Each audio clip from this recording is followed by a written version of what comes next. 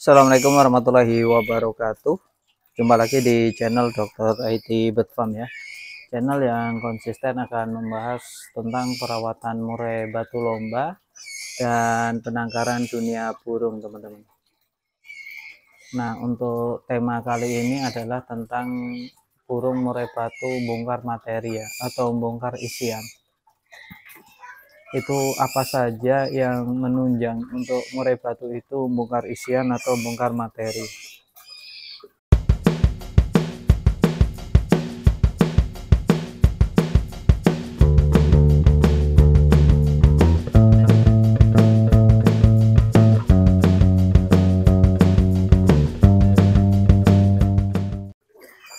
Pertama, teman-teman harus paham betul bahwa murai batu itu juga membutuhkan yang namanya mental ya.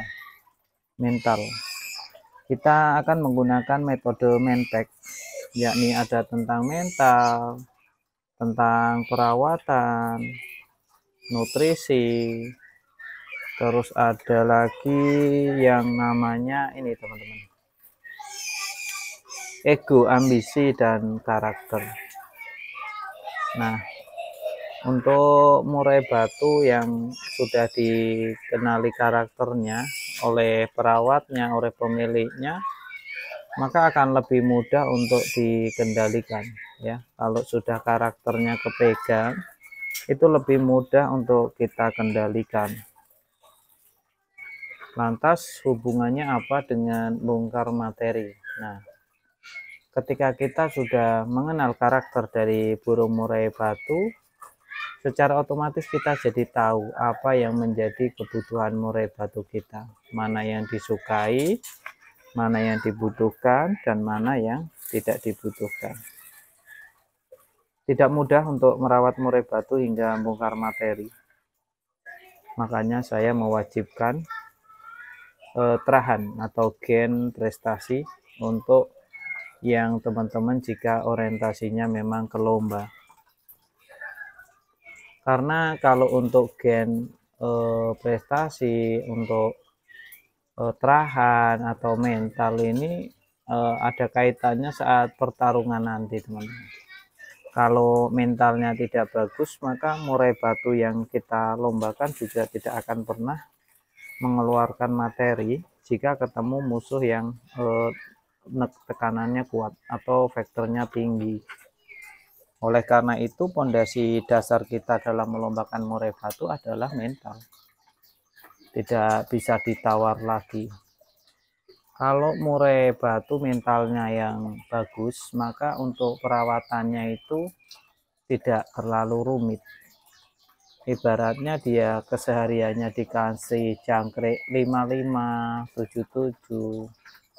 Lantas ketika hari H hanya dinaikkan ke 10-10, juga murai batu yang bermental bagus biasanya juga jalan, masuk nominasi atau masuk angka kecil.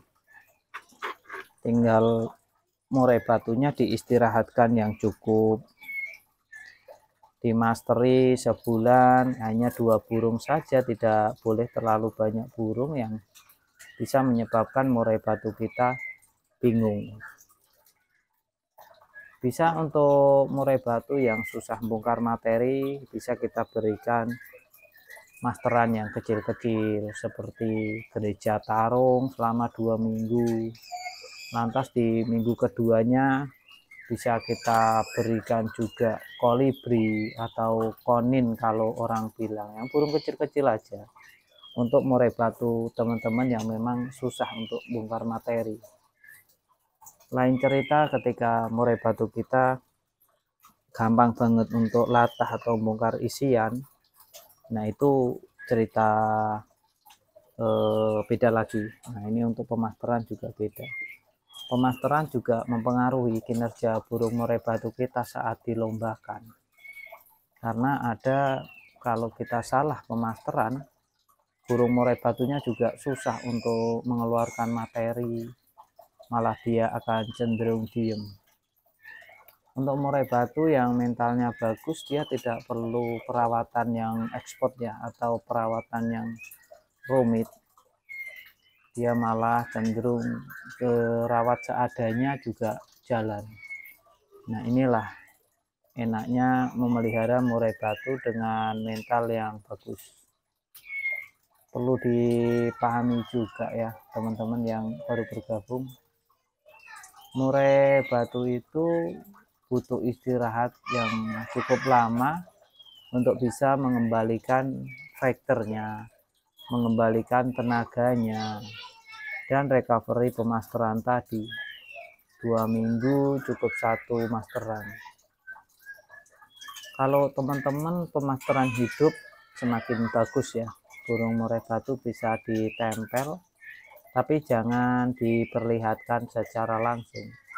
Salah satunya harus dikerodong, bisa dari murai batunya yang dikerodong ataupun masterannya yang dikerodong, karena tidak bagus murai batu diperlihatkan burung apapun ketika masa tahap pengondisian atau orientasinya itu istirahat saat di rumah.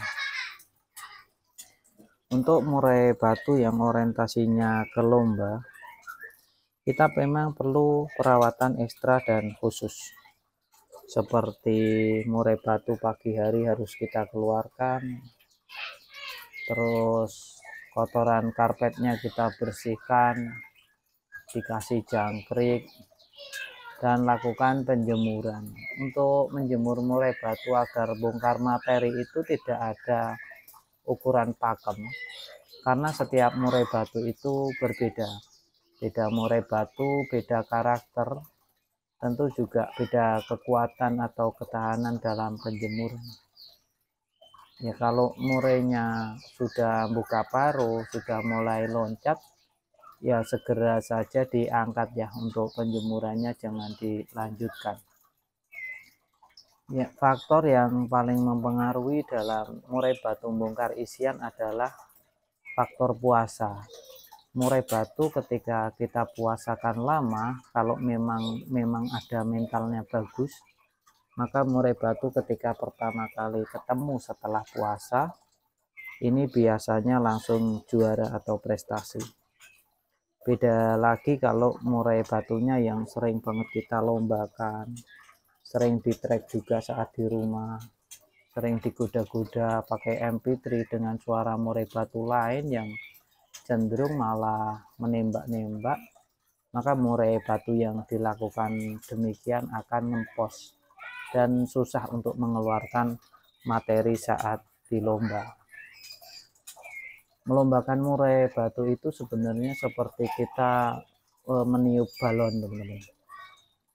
Meniup balon, kalau isi tekanan udaranya kencang, maka ledakannya pun keras.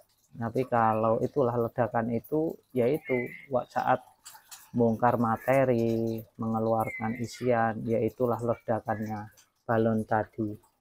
Kalau baru diisi sedikit sudah dikempesin, sedikit dikempesin, jangankan untuk meledak keras, kadang untuk meledak aja udah nggak bisa kalau memang balonnya tadi sudah tidak ada tekanan.